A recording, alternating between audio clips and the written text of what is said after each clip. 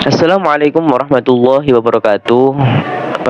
Sebelumnya perkenalkan, nama saya Syaifullah Baihaqi.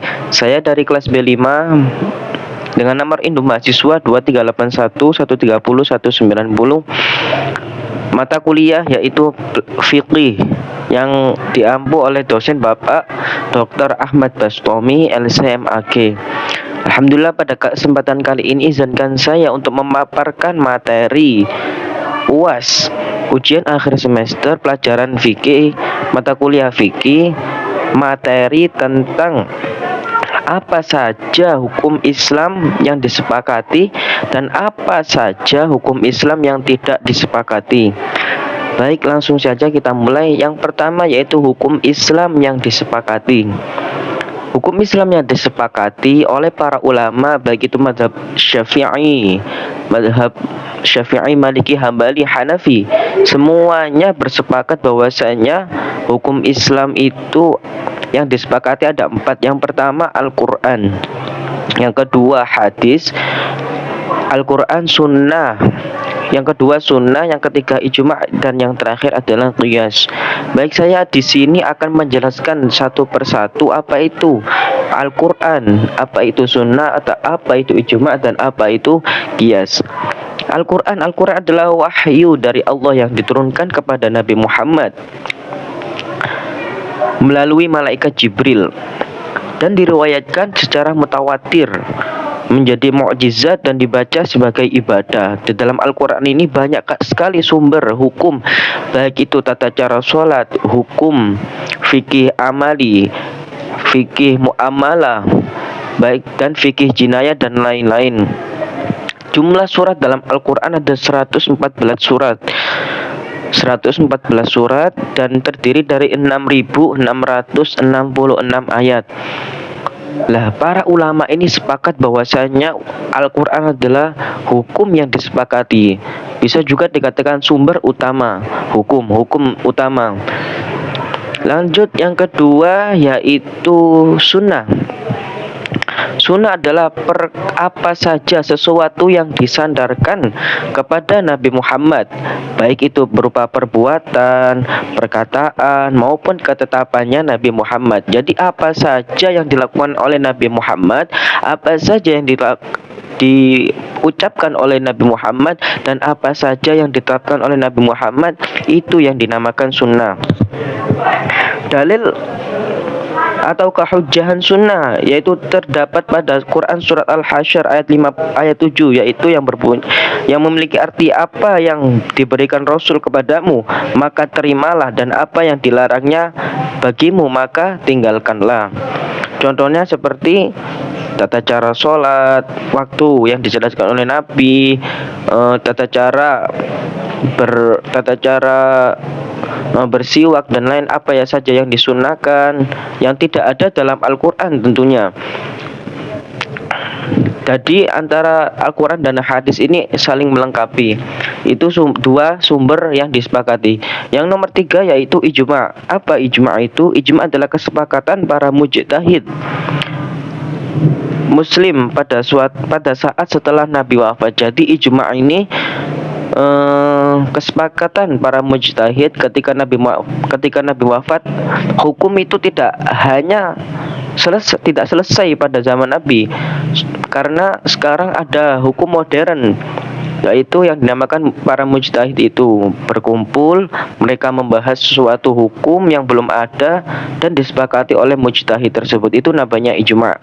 Yang terakhir yaitu qiyas. Qiyas adalah menyamakan hukum suatu perkara yang tidak ada nasnya dengan perkara yang ada nasnya karena adanya ilat atau alasan yang sama. Contohnya pengharaman narkoba dengan kias kepada khamr karena sama-sama memabukkan. Pada zaman Nabi Muhammad, pada waktu itu khamr belum diharamkan. Khamr diharamkan itu ketika orang yang meminum itu merasa mabuk. Tapi setelah berkembangnya zaman, Nabi melarang itu karena walaupun minum sedikit itu bisa jadi memabukkan. Sama seperti sekarang. Sekarang kita meminum khamr 1 teguk, 2 teguk, itu ada yang mengatakan belum memabukkan. Lah sama seperti zamannya Rasulullah, khamr walaupun minum sedikit itu sudah memabukkan. Itu tadi hukum yang disepakati oleh para ulama. Yang pertama Al-Quran, yang kedua sunnah, yang ketiga ijma', dan yang terakhir yaitu qiyas. Dan 4 sumber ini semua ada keterkaitannya, saling melengkapi. Tidak boleh kita hanya menganut Al-Quran saja, menganut sunnah, menganut ijma' saja, atau menganut qiyas saja. Semua harus melengkapi. Terus apa saja sih hukum yang tidak disepakati oleh para ulama, atau bisa jadi hukum tambahan? Yang pertama istihsan. Istihsan adalah mengambil hukum yang berbeda-beda dari qiyas karena ada dalil yang lebih kuat atau maslahat yang lebih jelas.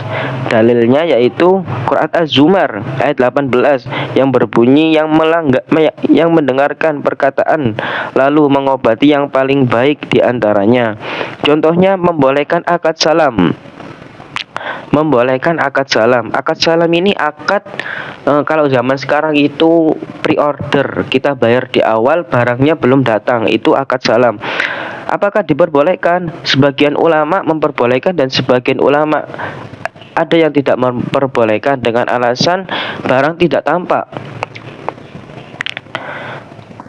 Tapi menurut Imam Syafi'i diperbolehkan dengan syarat-syarat tertentu. Banyak syaratnya. Salah satunya yaitu saling rela. Jadi menurut pandangan saya, akad jual beli itu walaupun harganya mahal, tidak ngotak, yang penting saling ridho, saling rela, itu sudah memenuhi syarat, gak apa-apa. Yang kedua yaitu maslahah mursalah. Maslahah mursalah adalah menetapkan hukum berdasarkan kemaslahatan umum yang tidak bertentangan dengan syariat, tetapi tidak ada dalil khusus yang mendukung atau menolaknya. Contohnya yaitu pembuatan undang-undang lalu lintas untuk menjaga keselamatan jiwa. Jadi maslahah mursalah ini kemaslahatan umum untuk umat yang mana tidak ada dalil yang khusus untuk membuat peraturan tersebut. Contohnya tadi membuat rambu-rambu lalu lintas, tujuannya untuk mengamankan masyarakat supaya lebih aman. Yang ketiga uruf atau adat kebiasaan. Uruf adalah sesuatu yang sudah dikenal dan berlaku di tengah masyarakat, baik berupa ucapan maupun perbuatan, selama tidak bertentangan dengan syariat. Contohnya yaitu kebiasaan masyarakat Indonesia menggunakan mahar berupa seperangkat alat sholat. Menurut Imam Syafi'i ini masih lebih hati-hati lagi, karena harus jelas mahar itu berupa apa, dirham atau diram, berupa rupiah, itu mahar. Kalau seperangkat alat sholat itu adat kebiasaan orang Indonesia, tapi lebih hati-hati lagi. Kalau bisa mahar itu jangan seperangkat alat sholat. Yaitu tadi hukum yang tidak disepakati oleh para ulama. Yang pertama istihsan, yang kedua maslahah mursalah, yang ketiga uruf, yang terakhir yaitu syadud dara'i. Syadud dara'i ini saya berikan contoh langsung saja. Contohnya ada orang yang sering mabuk, sedangkan saya penjual anggur. Saya tidak boleh menjual anggur pada orang yang sering mabuk karena takut disalahgunakan. Itu namanya syadud dara'i. Lebih tepatnya tidak boleh intinya maksudnya itu kita membuat orang lain melakukan maksiat, itu syadud dara'i. Ini persepsi saya. Menurut saya perbedaan ulama dalam membagi sumber hukum Islam menunjukkan keluasan dan eklektisitas syariat. Ulama klasik lebih menekankan pada 4 sumber. Sedangkan ulama zaman sekarang yaitu sumber tadi, ditambahkan istihsan, uruf, dan lain-lain. Hal ini penting karena realitas sosial terus berkembang. Jika hanya terpaku pada sumber yang disepakati, mungkin banyak persoalan kontemporer tidak terjawab. Namun, jika terlalu longgar menggunakan sumber yang tidak disepakati, bisa muncul penyalahgunaan dalil. Maka keseimbangan diperlukan. Sumber hukum utama tetap menjadi pondasi, sementara sumber ijtihadiyah menjadi pelengkap untuk menjawab kebutuhan zaman. Semakin zaman berkembang, semakin berkembang juga hukum. Makanya kita butuh istihsan dan lain-lain. Dengan demikian, saya berpendapat bahwa keberagaman metode istinbat hukum ini justru memperlihatkan rahmat Allah bagi umat Islam. Ia membuka ruang bagi ulama untuk berijtihad sesuai konteks, tanpa keluar dari prinsip dasar syariah. Baik, itu saja yang bisa saya sampaikan. Semoga bermanfaat. Semoga kita mengetahui hukum yang disepakati dan hukum yang tidak disepakati oleh para ulama. Sekian dari saya. Apabila ada salahnya saya dalam semester ini dalam mata kuliah Bapak, saya mohon maaf yang sebesar-besarnya. Terima kasih atas ilmunya yang sudah diberikan kepada saya. Sekian, wassalamualaikum warahmatullahi wabarakatuh.